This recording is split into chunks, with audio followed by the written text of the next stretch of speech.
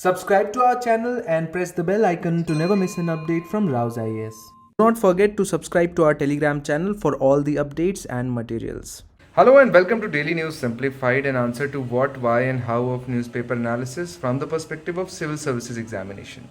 Today we have taken up daily edition of The Hindu newspaper dated 28th of June 2022. The articles which we shall cover today has been displayed on the screen, and let us now begin the discussion.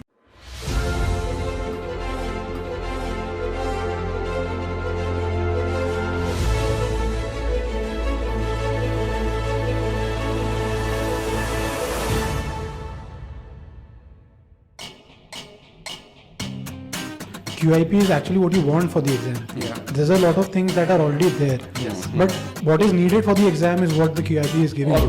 QIP is actually quality improvement because I owe my success to it. तो rankers batch has change. I think मेरी rank आई है because of the rankers batch. तो rankers batch join करने के बाद I think मेरी वो tension ख़त्म हो गई थी. एक कांस्टेंट गाइडेंस थी मेरे पास कि मुझे क्या पढ़ना है, कैसे पढ़ना है, कितने टेस्ट लिखने हैं. टेस्ट इवैल्यूएट करने में सर ने बहुत हेल्प की. एक एक टेस्ट के बाद सर और मैं बैठ के डिस्कस करते थे एक एक आंसर, इनफैक्ट कि इस आंसर में कौन सा एग्जाम्पल गलत था या सही था, कैसे उसको इम्प्रूव करें. मेंटर तो राउज में मतलब अलग ही लेवल में मेंटरशिप मिली थी. अभिषेक सर मेरे मेंटोर थे. अच्छा. तो ओवरऑल मेरे को काफ़ी वार्म सा सपोर्टिव सा एनवायरनमेंट मिला था राउज से और मेरे को काफ़ी अच्छा लगा था. Okay. So as you heard it from the toppers, how the QIP program helped them in acing this year's examination. Now the prelims result is already out and you might be wondering how to prepare in the next 3 months for this year's mains examination. The basic question that might be coming in your mind is that what are the key components of the QIP program? Let us listen it from Vaibhav sir. Yes. So there are three very important elements of QIP mains. The first is of course the revision cum answer writing practice classes, for which the notes shall be provided in the form of Compass Maxi. Then the second important element of mains QIP is the mains test series, which will include very intensive feedback and evaluation. And then the third and the most important element of QIP mains is mentorship. And I think no one is better than you, Mangal sir, to throw some light on mentorship program. Mentorship is important to declutter the process of this examination. We are going to handhold you to give you personalized solutions to your problems, be it answer writing, be it understanding the topics, and also understanding the pace at which you are preparing for this examination. Also, there are certain specific areas which require improvements like essay writing, ethics answer writing, and also answer writing for the general studies papers 1, 2, and 3. And that is why this personalized feedback and handholding is going to do wonders as it did for this year's toppers for the 2021. So for those who have cleared the prelims examination, first and foremost, congratulations. And secondly, there is a link in the description of the video, which you can click, which will take you to submit a form. And after submitting that form, we are going to contact you. So do fill out this form by clicking the link in the description of the video. And all the best for Mains 2022. All the best.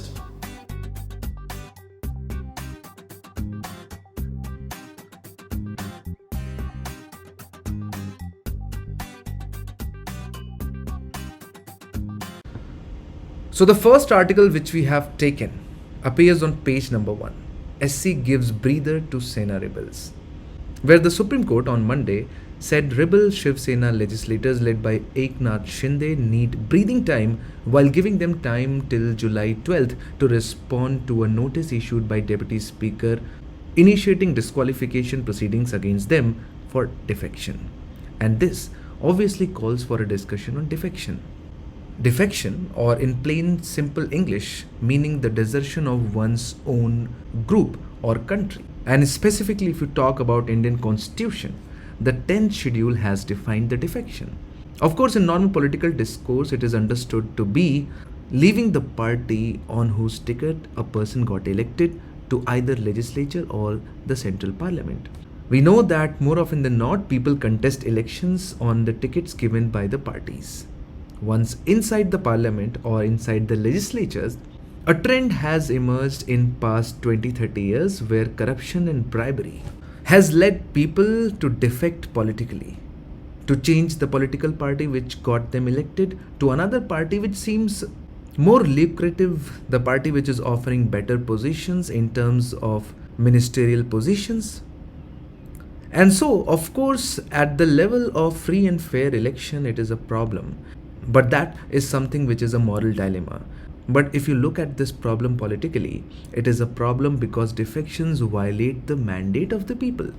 A person A getting elected on a ticket issued by party 1 means that people are not only voting for the personal credential of person A, but also a lot of the people are voting for A because they agree with the manifesto, ideology, program of party 1. So when a person A got elected, it had the contribution of party 1 also. And so after getting elected, changing the political party is basically cheating with all those people who voted for you because you belong to a particular party. And because of that, anti-defection law was added into the Constitution of India through 52nd Constitutional Amendment in 1986 in form of 10th schedule to curb this menace of Ayaram and Gayaram. And what is happening in Maharashtra is the best case demonstration of that. And if you look at GS paper 2 syllabus, Parliament and state legislature, structure, functioning, conduct of business, powers, privileges and issues arising out of these is a part of syllabus. Not just that, in 2013 UPSC had asked, the role of individual MPs has diminished over the years, and as a result, healthy constructive debates on policy issues are not usually witnessed. How far can this be attributed to anti-defection law, which was legislated but with different intention? In 2018, UPSC asked in mains examination, individual parliamentarians' role as the national lawmaker is on a decline, which in turn has adversely impacted the quality of debates and their outcomes. Discuss. Not just that, in the latest Prelims examination 2022, UPSC asked, with reference to anti-defection law in India, consider the following statements. Statement 1. The law specifies that a nominated legislature cannot join any political party within 6 months of being appointed to the House. And second statement was, the law does not provide any time frame within which the presiding officer has to decide a defection case. Now my task is to enable you to not only answer these two mains questions, but also to be able to solve this prelims question. Let's hope that we are able to do this by the end of this discussion, and do let us know in the comment section whether you were able to solve these questions or not. So let us now begin the discussion by first understanding the provisions, the constitutional provisions of the 10th schedule, which was added to the Constitution by 52nd Amendment to the Constitution. So which basically means that the provisions related to defection and disqualification post defection did not exist in the Constitution since the beginning 1950, but rather than it was added by 52nd Constitutional Amendment in 1985. The amendment added the 10th schedule to the Constitution of India with an intent to curb the evil of political defections. Under the anti-defection law, legislators may be disqualified from their membership to the House if they resign from their party after being elected or defy the directions issued by the party leadership during a vote on any issue. But the matter is much more complicated than that, and for that, we will have to understand the detailed provisions of the 10th schedule to the Constitution of India, which you can see from the original text on your screen. The 10th schedule lays down the process by which legislators may be disqualified on grounds of defection by the presiding officer of a legislature based on a petition by any other member of the House. So, basically, a member of the House has to complain to the presiding officer, which more often than not is the chairman of the House, and then that person has the power to disqualify a group of members or even a single member of the House or a legislature depending upon the evidences that he or she may be produced with. Now, there should be no confusion as to fact that it applies to both Parliament as well as state assemblies. So whenever we talk about chairman or chairperson, it means Speaker of the Lok Sabha in case of Lok Sabha, Vice President in case of Rajya Sabha, and speakers in case of the legislative assemblies. So disqualification on the grounds of defection is, of course, naturally divided into three membership criteria. First belongs to the members of the party, members of national or state parties, people who were elected to the legislative assembly or the parliament on a ticket given by parties like BJP, Congress, Aam Aadmi Party, Samajwadi Party.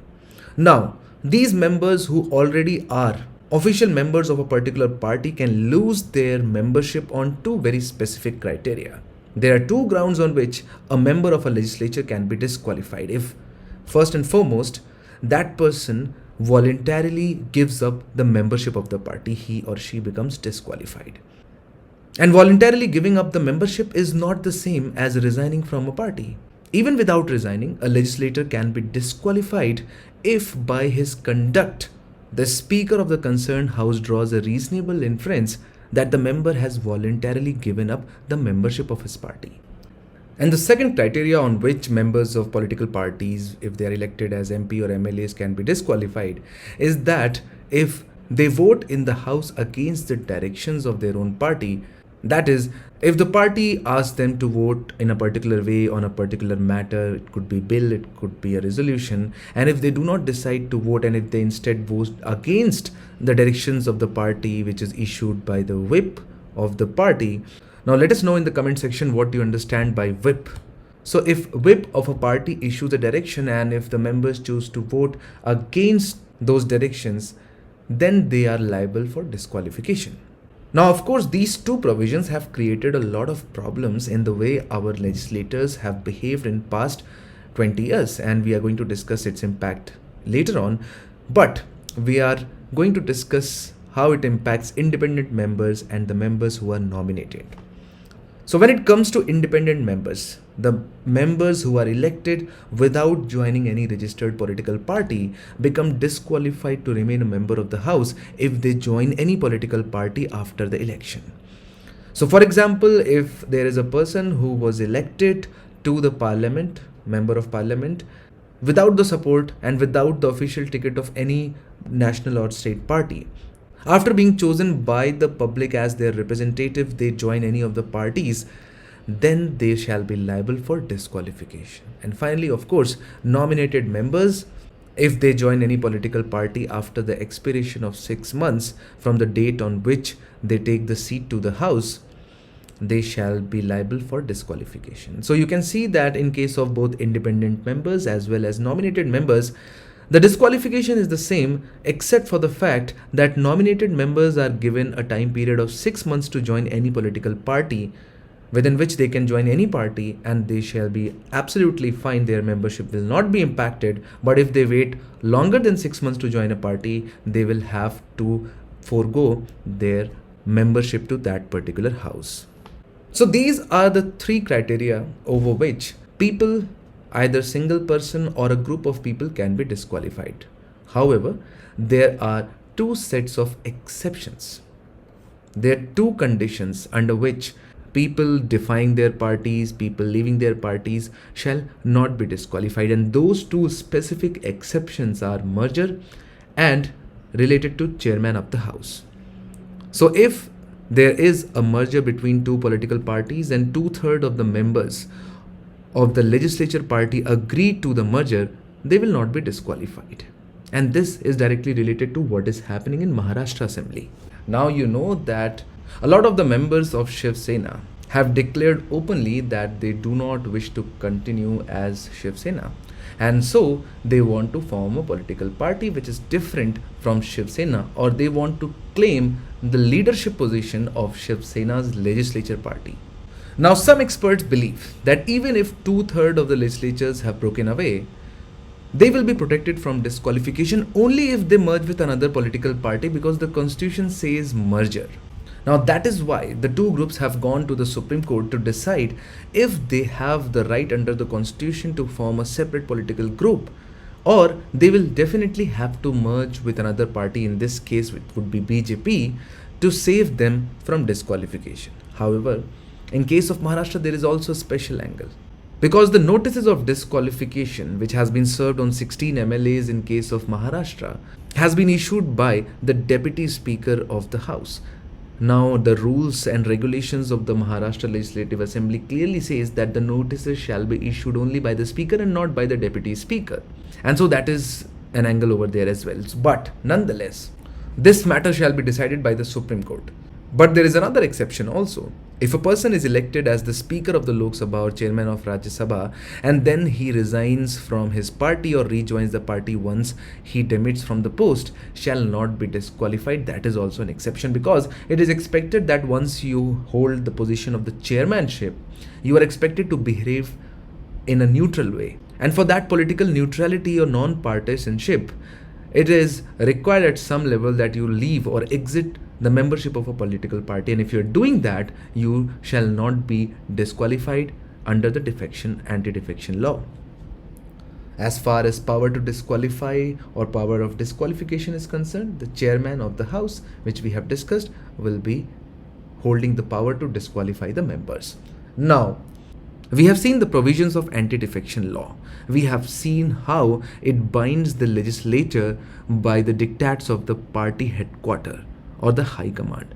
So the obvious question which should arise in your mind is that how has it impacted the functioning of legislators?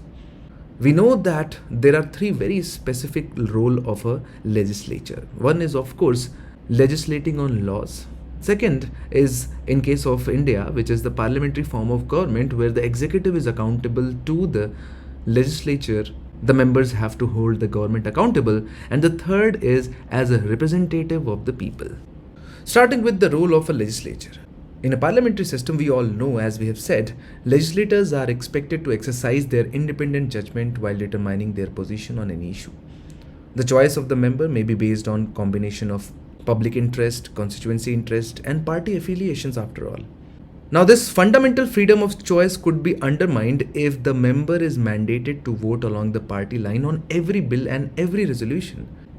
Even if the member has an opinion that differs from his party leadership, he does not have the freedom to vote as per his choice. And that is how the role of independent legislators have been impacted. And we can clearly see that it has declined in past 30 years. The second question is, how has the anti-defection law affected legislators' ability to hold the government accountable? And that is one of the key features of parliamentary democracy. We know that this accountability is tested through questions posed to ministers, discussions on various government policies, and by debating the national issues. Now, the anti-defection law deters a legislator from his duty to hold the government accountable by requiring him to follow the instruction of the party leadership on almost every decision. Therefore, he or she may debate and dissent from his party opinion on an issue in parliament, but will still be compelled to vote as per the instruction of the party whip, which is very different when you compare this with United Kingdom Parliament, or for that matter, the Senate of United States of America, where the members of the party openly defy the party line and vote according to their own wisdom, or for that matter, wishes of their own states or the people who they are representing.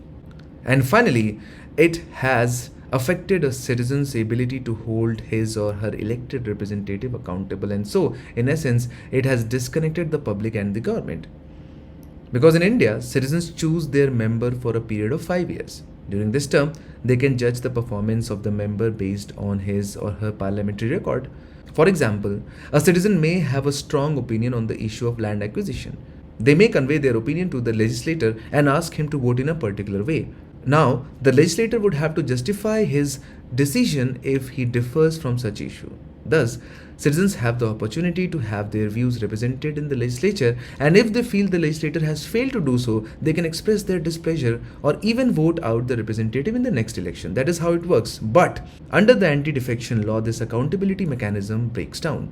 Every member is required to vote as per the direction issued by the party, which he can easily justify his voting decision and absolve himself of the representational responsibility of his voters by merely saying that the party whip compelled him to vote in a particular fashion. And that is how there is increasing disconnection between the public and the government. But it's not as simple as it seems. There are other challenges which the anti-defection law is facing. Then, apart from its negative impact on the role of legislators, has anti-defection law really been effective? Are there no defections? The reason because of which we are taking up anti-defection in so detail today is because there has been a significant defection in Maharashtra, and this is just not the first example. If you take into account last 2-3 years, there have been several Andhra Pradesh, Arunachal Pradesh, Goa. These instances, to count few, in last 2-3 years, where these defections have led to the toppling of the government. Then the second issue is that it really curbs the genuine dissent. The law often restricts a legislature from voting in line with his conscience, judgment and interests of his electorate. Now, they vote as political party issue directions. They tell the members whether to abstain, to vote for or against a particular resolution or bill, and this is done for even those bills or issues or resolutions which absolutely do not have any impact on the stability of the government. Then the next set of problem comes from the unquestionable power which has been given to the speaker. Sorry, it's written governor. So the 10th schedule gave Speaker of the Lok Sabha and Assemblies unquestionable power in deciding petitions seeking disqualification of MPs and MLAs under anti-defection law. We all know that, we have understood that. Now the problem is that the Speaker holds the office until he or she enjoys the support of majority of the members. Now, each and every time you have a new government coming up, most likely you will have a new speaker. Now, the problem is that a particular speaker or a sitting speaker who is right now officiating the post of speaker would never want that government to be toppled. And that is why, inevitably, most of the cases of defections or most of the cases of application of anti-defection law holds against the members of the opposition party in the center or in the states, because the speaker themselves would never want to get removed from the post.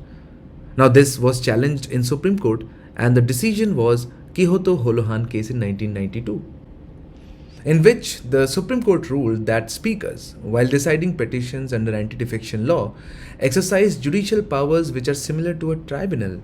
And since speaker acts as a tribunal, their decision should be subject to scrutiny by both High Court and Supreme Court. So basically, the Kihoto Holohan case of 1992 brought the judicial scrutiny over the decisions of speaker in cases of anti-defection law. And then finally, the major challenge which the anti-defection law faces is that it is open to interpretations. It is very, very subjective in nature. For example, the first ground for disqualifying a legislator for defecting from a party is his voluntarily giving up the membership of his party. Now this term is subject to interpretation. For example, in Ravi S. Nayak versus Union of India 1994, the Supreme Court had held that voluntarily giving up membership does not necessarily mean that the legislator needs to formally resign, and this can be inferred from members' conduct as well. The court had said, even in the absence of formal resignation from the membership, an inference can be drawn from the conduct of a member that he was voluntarily given up his membership of a political party to which he or she belonged. In other words, if an MLA does not tender a formal resignation from their party, but stands for election as an MP from another party or takes up a position in another party, that would also amount to voluntarily giving up their membership and be grounds for disqualification. And so you can clearly see that not everything has a crystal clear clarity when it comes to anti-defection law, and hence there is definitely a need for reform. The first and foremost reform could be that there is a need for alternate independent mechanism. In fact, Supreme Court has also said that the Parliament should amend the Constitution to substitute the Speaker with a permanent tribunal who is headed by a retired judge of a Supreme Court or Chief Justice of a High Court, or some other outside independent mechanism to ensure that such disputes are decided both swiftly and impartially. And we have seen why and how the continuance of Speaker as the deciding authority is not going to be partial ever.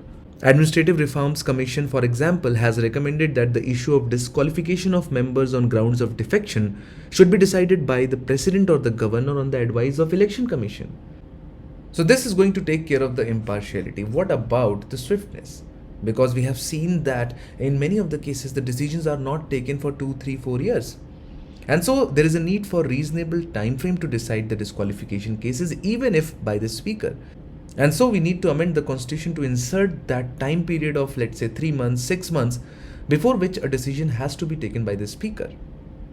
And then finally, and this is one of the most important amendment that we can recommend, is that the provisions of anti-disqualification law should be applicable only on annual budget, which is important for every state and the center, and on matters which decide the continuance of a government, for example, no confidence motion, and on such matters which do not decide the continuity of the government, the whips should not be issued and the party members should not be expected to vote in a particular fashion.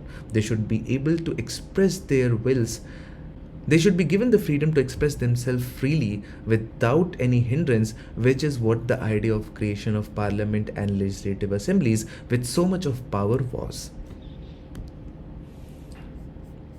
So I hope that provisions related to anti-defection law, what are the constitutional provisions, what are the reasons because of which it was enacted, how is it impacting the functioning of the parliament, what are the challenges it is facing, and what are the reforms is clear to you by now.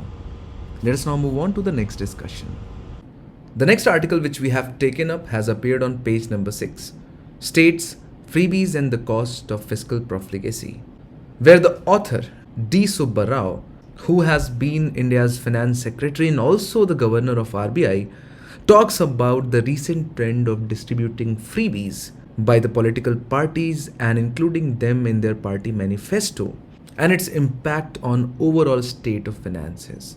He takes up the example of recent announcement by Aam Aadmi Party's Mission Punjab, where they promised that each and every adult woman in a household will be distributed with 1,000 rupees per month if they will be elected, and they are now elected. And now the problem is that the debt of Punjab and the situation of debt crisis in Punjab is one of the worst amongst all the state. And now the question is, where do the state finds the revenue to fund such profligacy or the wastefulness in that sense in the use of resources, according to the ex-RBI governor? If you look into the GS Paper 2 syllabus, welfare schemes for vulnerable sections of the population by center and state, and performance of these schemes is a part of his syllabus. And it's just not the Aam Aadmi Party government of Punjab or Delhi who has been doing this, but almost all the states and the center are responsible for running out these schemes in the form of freebies. And so the obvious question is, why these political parties resort to the distribution of freebies? What could be the arguments in support of these freebies? But what are the larger challenges which the recent trend of distribution of freebies pose in front of India? There is a practice question for you as well. Electoral promises in the form of freebies raise several questions which go beyond finances. Discuss. You have to write this answer in 250 words, and I hope that with the discussion which follow, you will be able to answer this question. So we have seen that in past 10 to 20 years, political parties promise to offer free electricity and water, monthly allowance to unemployed, daily wage workers and women, as well as distribution of electronic gadgets like smartphones and laptops in order to secure the vote of the people. And all political parties are guilty in this act. The states have become habituated to giving freebies, be it in form of loan waivers or the distribution of even Mangal Sutra in some cases. And so it begs for a discussion as to what are the causes behind this recent trend. Because after the independence, government has been running a lot of social sector schemes, has been running a lot of economic sector schemes to alleviate poverty, to give relief to the poor people, but still there is a need for distribution of freebies just before the elections. And how do you distinguish freebie from any other important scheme which has been well thought out? For example, how is a distribution of a smartphone to the school going students and promising to do that is different from distribution of let's say loan for the construction of the house? So freebie is basically a commodity which is given to the population free of cost, without any charge, and it is generally made just before the elections without taking into consideration the financial cost that it might involve if that party gets elected. Now, of course, when we talk about the causes behind the rampant distribution of freebies in almost all the states and the center, the two arguments which clearly hold out in support is that India still observes very large scale level of poverty, and COVID-19 pandemic has not only exacerbated the pain of the poor people, but also it has led to large scale marginalization of the unemployed people. And so in order to allow them to support their livelihood, it might be necessary to distribute some of the goods and services free of cost, and for that, if state has to incur some kind of financial burden, be it has to be done. But apart from that, it also shows, or it is also caused by lack of political discourse on important issues like health, investment in education, industrial development, infrastructure creation. All of these put together also shows political immaturity of the population of our country. Because distribution of free electricity or a smartphone to thousands of people is very easy as compared to reforming of health and education sector structurally. That requires much more investment as well as determination and hard work. And so neither the people and hence nor the politicians are concerned about these long-term reforms, because the work can be easily done by promising freebies. And that is where it becomes important for us to discuss whether the freebies should be distributed or what are the arguments in support of the distribution of the freebies. To start with, we have to look into the Constitution under Article 39B, which calls for resource distribution for achieving common welfare or common good. And so the Constitution of India in that sense places an obligation on the state to take proactive measures for the welfare of the poor and downtrodden. And of course, freebie in that sense is kind of serving that purpose. Then, if you look at the status of social inequality in our country, take the reference, for example, of Oxfam report 2021, which showed that the income of 84% of the households in the country declined in 2021. In India, there is a wide inequality between rich and poor, and it is widening every year. And so, it would be responsible to provide for some of the basic necessities of the poor in terms of the distribution of the freebies. And that is where the poor also need a kind of safety net. Safety net, or as the word suggests, it's a kind of net which is used at the construction site to prevent people from falling off and hitting the ground, which might become fatal to them. And similarly, in real life situation, you have a lot of instances. For example, the best case scenario is COVID itself, which left a lot of people unemployed for almost 2 years, especially people belonging to unorganized informal sector who did not have any kind of social security. And if you are distributing freebies in this context, it might be absolutely justified, because otherwise these people will not only fall below poverty line, but their mere existence might become very, very difficult for such a prolonged time. Then of course, some people say, some economic experts say that this whole conversation is distorted, because when the freebies are distributed to rich people, it is categorized as subsidies or incentives. The well-off and the business families get freebies that are just incentives. For example, since 2006, the union budget estimates that the richest people in our country have been given incentives to the tune of 4 to 6 lakh crore each year. And no one talks about these kinds of incentives which are also given to industrialists. And if you take into account the total exchequer's burden in distribution of freebies, it's minuscule in that comparison. Then there is another social angle as well. Since there is so much of inequality and poverty in our society, there is a rising discontent in the society. And so the distribution of freebies enable the government to release the growing discontent in the marginalized section, at least temporarily. And then finally, there's no denying the fact that distribution of these freebies boosts the industries as well. For example, states like Tamil Nadu and Bihar are known for giving women sewing machines, saris and cycles. And all these are local Indian brands. And so when state procures such vast amount of freebies from local manufacturers, it is directly giving boost to the industries as well. So you can clearly see that there are 6 very solid rationale behind the system of freebies. But there are equally compelling arguments against the distribution of freebies as well, where the arguments put forth by the author today comes very handy. And first and foremost argument, even important than the fiscal stress that it puts on the state and central government, is the fact that it leads to declining productivity of the masses, because freebies create a feeling in the masses that they can live with minimal effort. Now, if people start believing that government is there to take care of each and every necessity of their life as well as in some cases luxury, this obviously decreases their productivity to work or motivation to work hard. And a trend has been created that whoever avail loan from banks does not repay them will definitely get a waiver during the next election is something which is not correct.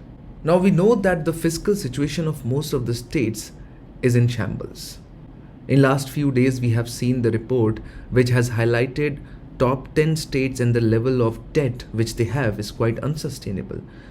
And since they do not have the revenues to match with their expenses, these kinds of freebies forces the states to borrow. Now they can't borrow because they have a limit of FRBM. And so this borrowing takes the form of off-budget borrowing, or what CAG defines as extra budgetary borrowings, which are taken by the public sector undertakings of these state governments, which are not shown or which do not become the part of the annual budget but ultimately has to be paid by the states. And if you look at the image on your screen very carefully, you will realize that the current level of debt, especially in the states of Rajasthan, Punjab, is quite unsustainable. And in that extra borrowing which they are doing, the choice is to either create infrastructure, capital infrastructure, which is going to serve for many, many years to come, or to distribute freebies. And now the trend is that these states are increasingly choosing freebies because of their temporary benefit and the ability of the freebies to get them elected in the elections. Then at the same time, it vitiates free and fair election, which basically undermines the spirit of democracy. This is the primary concern, as many people tend to vote for parties based on their free incentives offered by them, irrespective of the fact what they have committed for social infrastructure, economic infrastructure, what are their plans for social harmony, how have they performed in the past in terms of law and order. Everything overtakes, and just the freebies, it looks like, decides the fate of the elections, which is not good. At the same time, it is also a discrimination against honest taxpayer because it creates a sense of discontent in the mind of an honest taxpayer whose money is being used to distribute the freebie. And finally, we have discussed this point indirectly, but directly also we have to mention this because it leads to wasteful resource allocation. Your resource is already limited, and so the government has to be very wide in choosing the expenses, and so it is a wasteful resource allocation because first and foremost, distribution of smartphone is a short-term measure. It does not create any capacity, either capital, economic or human resources in long term, and so ultimately these freebies have to be distributed again and again in a timely fashion. Whereas if you create good schools, good hospitals, good roads, if you better the public transport, enable the people to access clean groundwater, these are the measures which are going to help the country in a long term. But because of the distribution of freebies and the preference that it is getting, these long-term measures take a backseat. So what can we do about this situation? How can we solve this problem of distribution of freebies? So in a kind of system where India has adopted, Parliament and the government get the full power to do whatever they want to do with the consolidated fund of India. But there are certain checks which we can draw on the finances side. Of course, on the side of morality, it's the people ultimately who have to be made more aware, and the political parties have to be mature enough to look into the future. But in terms of quantitative restrictions, the author suggests that we can amend the FRBM Act. The FRBM Acts of the center as well as the states need to be amended to enforce a more complete disclosure of the liabilities of their exchequers.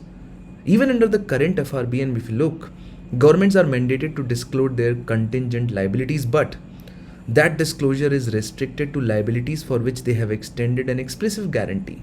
Now this provision should be expanded to cover all liabilities, full liabilities, whether the loan has been taken by a public sector undertaking of the state or center, as long as the interest payment for that is going to go from consolidated funds, that should be disclosed.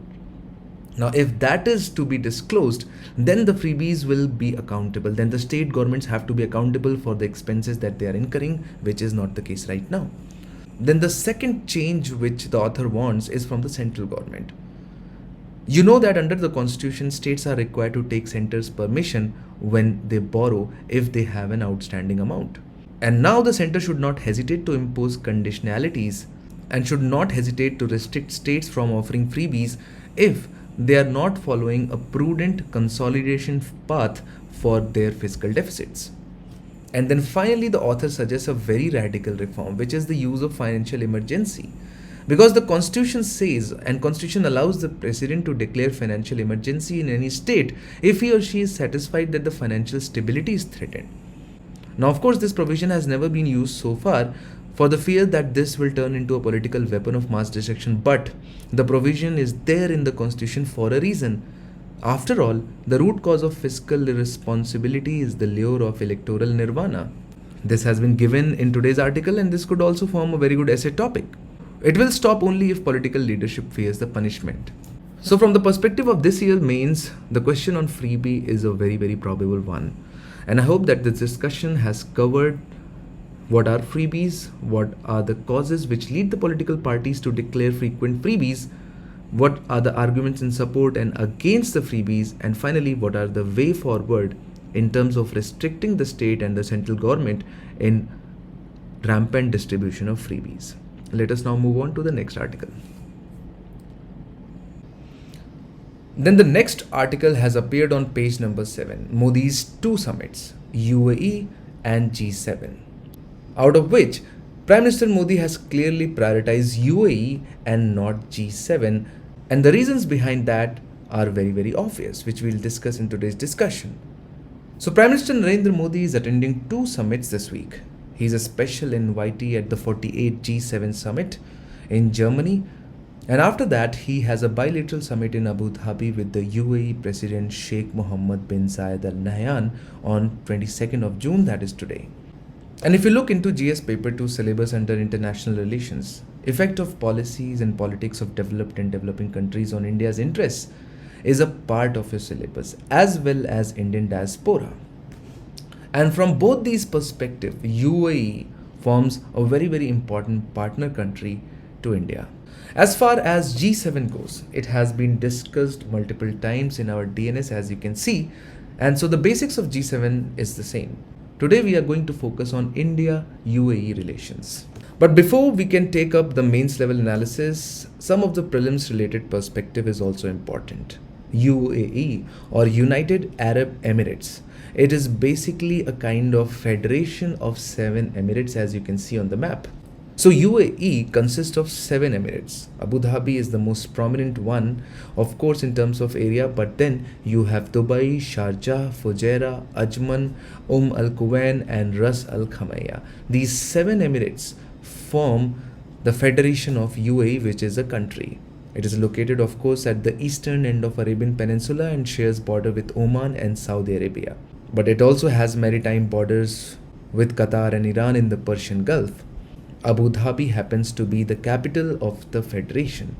Now, the United Arab Emirates is an elective monarchy, which is a monarchy ruled by an elected monarch, in contrast to a hereditary monarchy in which the office is automatically passed down as a family inheritance. No points for guessing. Each of these 7 emirates have an emir who governs their respective emirate. Now, when it comes to the convergence of the relationship or the convergence of national interests, these are the 5 very important reasons because of which UAE is extremely significant to India's interests, starting with, of course, energy security, because it is located in an area which has one of the world's largest resource of crude oil and natural gas. And so UAE is, of course, the 5th largest source and accounts for about 6% of the total crude oil imports. Apart from being crucial for India's energy security, UAE has emerged as one of India's largest trading partner and the biggest source of foreign investment in our country.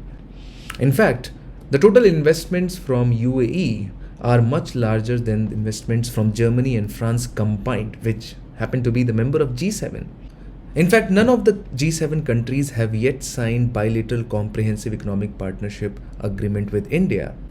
But India's comprehensive economic partnership agreement with UAE is fully functional, which provides a new horizon to India's trading relations with UAE. Then, of course, you have a pillar of diaspora.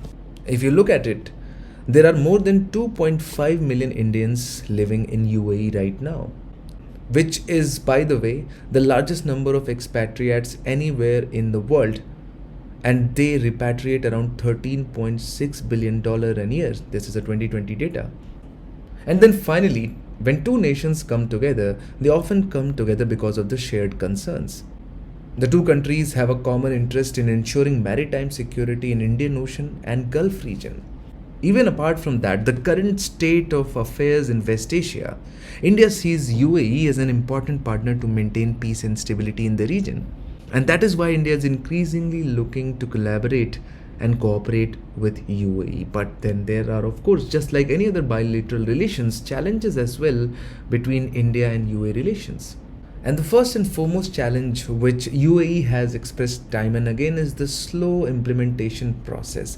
As far as investments are concerned, the systemic problems in our country, for example, land acquisition, delay in clearances, have led to the slow on-ground implementation of the projects proposed by the companies based in UAE.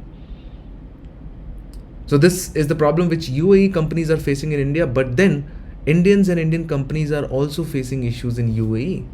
For example, Indian companies in UAE face problems due to lack of clarity in many aspects of commercial regulation, lack of transparency with respect to various clearances, as well as the restrictions being imposed by the labor laws over foreign companies.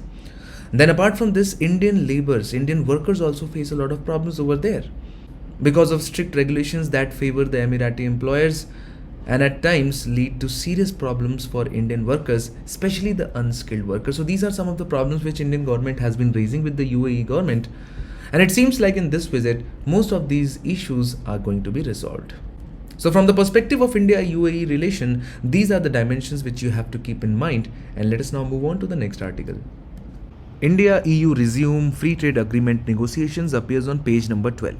So India and European Union on Monday resumed negotiations after a gap of over 8 years for a comprehensive free trade agreement, a move aimed at strengthening economic ties between the two regions. I don't have to tell you that this definitely forms the part of your syllabus under both GS Paper 2 and GS Paper 3.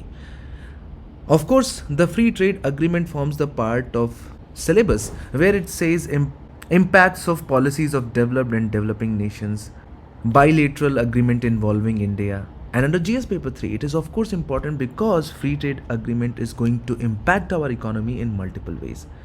So let us now have a discussion about what this free trade agreement specifically talks about between India and EU, what are the benefits it has to offer for both, and what are the challenges that it is facing because of which the negotiations have been ongoing since last 8 years.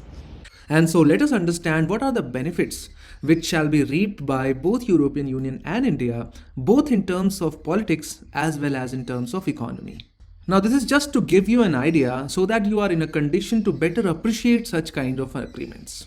So now these are the benefits which shall be reaped by both the countries if and only if they are able to conclude an agreement. If they are able to conclude an agreement, this would mean that this will be the first free trade agreement of European Union with a major emerging economy, and it will strengthen European Union's role in global trade governance.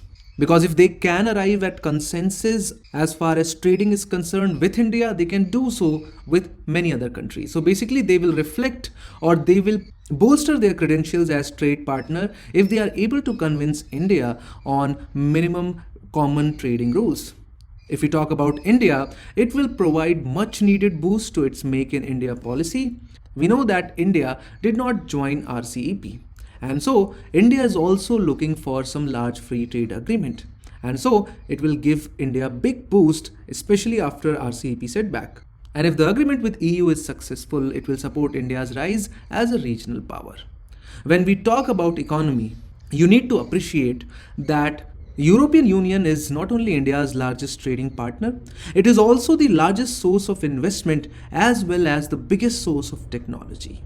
And so if we combine just these three factors, wouldn't it make sense for India and European Union to conclude a free trade agreement? Apart from that, India lacks free trade agreement with any of its top trading partners.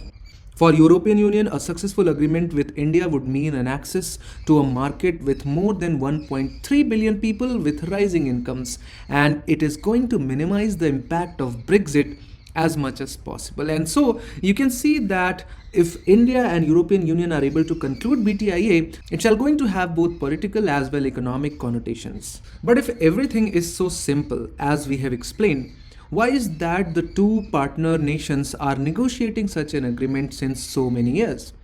And the answer to that is because there are vast areas of disagreements. All of us understand the convergences. We know that coming together is going to help both these nations. But even after such an understanding, if they are not able to conclude an agreement, which means that there has to be substantial grounds for disagreements. And now let us understand those grounds very, very clearly.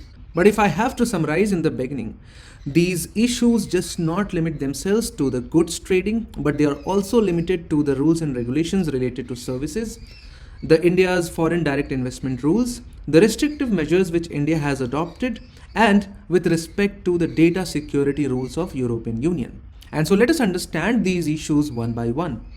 Now, we have seen how the goods and the rules related to the goods trading form the basis of any free trade agreement going beyond into services and investments. And there are very significant divergence as far as the beliefs and the views of EU and India are concerned, mainly because India imposes massive tariffs on cars, on wines, and on dairy products, which will also engulf in itself European dairy. And you can see that how these 2 and 3 items are one of the biggest and most well-known goods which European countries exports. Whenever we see any high-end car, whether it is Audi, Mercedes, or even BMWs, all of them are taxed heavily in India when they cross Indian borders and enter into India. And this is one of the biggest points of disagreement with European Union. They want all these import duties to reduce significantly and preferably go away, which India does not agree to.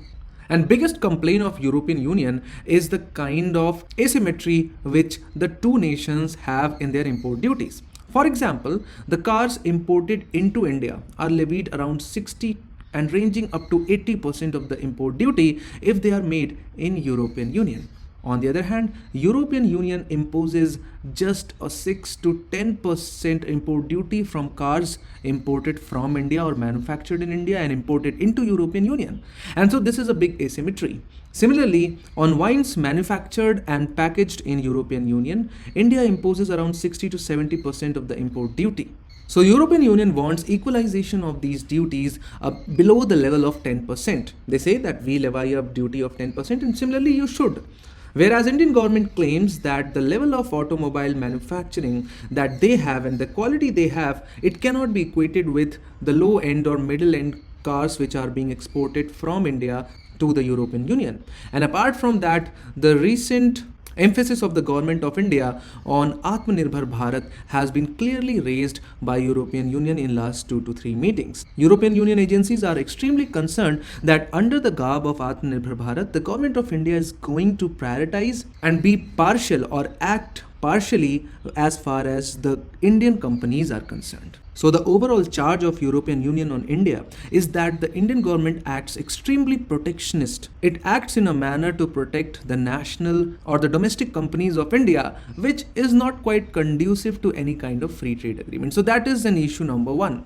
Let's now look into the another important aspect, which is the major issue number 2 is services sector. And let us first understand what are the Indian demands from European Union side. And they mainly deal with the IT professionals because let's admit it, that is the best service exports which we have, and that has yielded the kind of results no other sector has yielded in India so far in last 50 years. And so first, India wants liberalization of visa regime in European Union. Then apart from liberalization of visa regime, Indian government wants our IT professionals to stay temporarily without any terms and conditions in European Union and to be able to travel among different countries.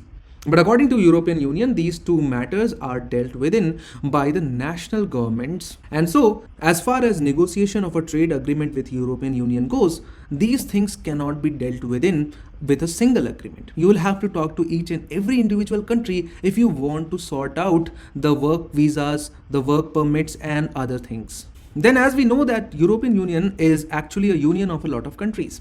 And since there are a lot of countries, there are a lot of standards and qualifications in each of the fields, which India wants to be standardized. Because if there are more than 20 partners, there are more than 20 qualifications and standards which a single person has to satisfy individually. And so it ultimately results into as many paperworks and as many qualifications.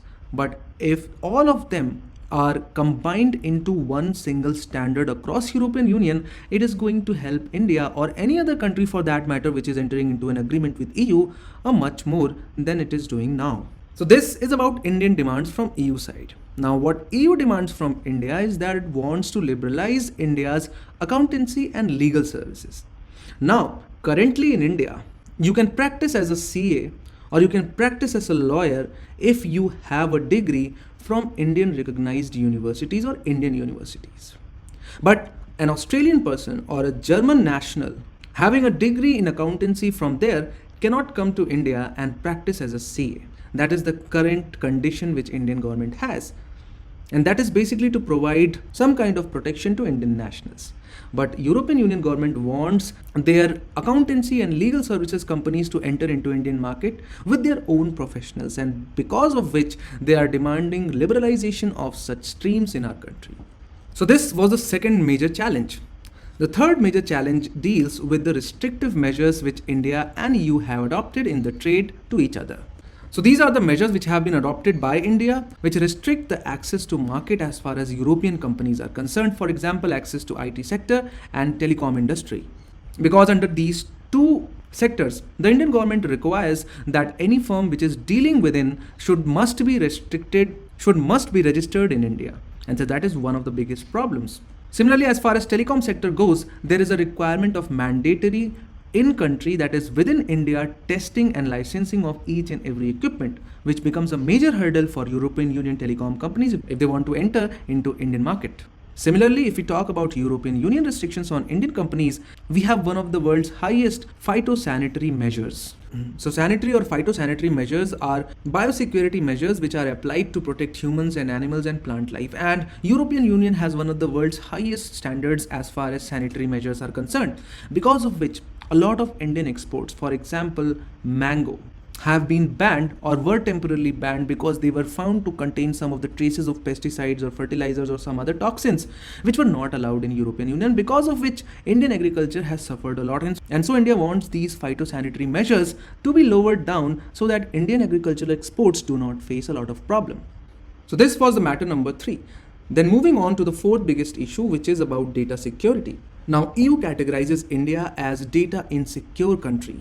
And so this is one of the major hurdles as far as India-EU BTIA is concerned. Despite India amending IT Act 2000, the European Union nations are not convinced about the level of protection which is provided to the data in our country. And since India comes under such categorization, it is prohibitive for any European Union company to do any kind of trade or service exchange with India, which would require a flow of data of European Union nationals to India. And so what it basically does is that it prevents the flow of data from EU to India. So in essence, it means that no European Union based or headquartered company or registered company would ever open its backend or any kind of R&D in India, because it is prohibited in European Union laws. And finally, rules related to FDI.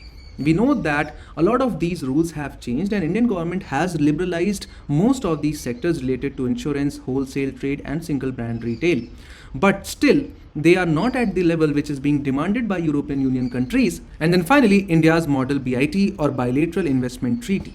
So India has recently proposed a bilateral investment treaty model agreement, and which has also created a lot of problems, and all of these have already been discussed in the DNS, as you can see on the screen.